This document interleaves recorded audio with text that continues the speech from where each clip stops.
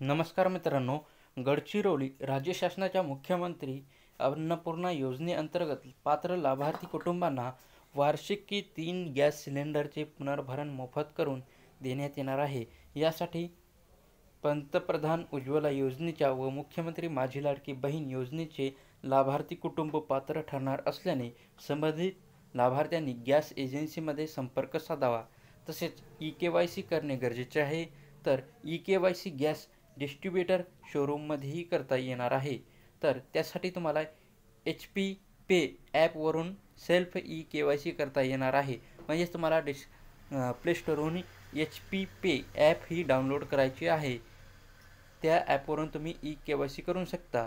KYC ही एक साधी 1 मिनिटाची प्रक्रिया आहे, ज्यासाठी फिंगरप्रिंट किंवा फेशियल व्हेरिफिकेशन, ग्राहकाचे बायोमेट्रिक प्रमाणीकरण करण्यात आवश्यक आहे। ग्राहकांनी गॅससाठी ऑनलाईन बुकिंग करावे। तसेच 3 सिलेंडरची रक्कम ही लाभार्थ्याच्या गॅस एजन्सीमार्फत वसूल करण्यात येणार आहे।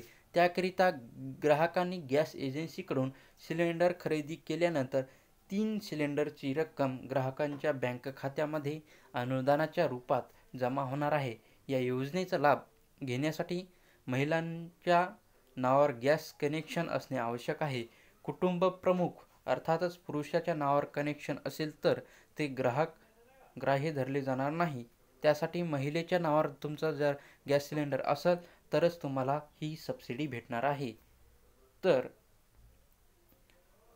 23 गॅस परवानाधारक गडचिरोली जिल्ह्यात आहेत।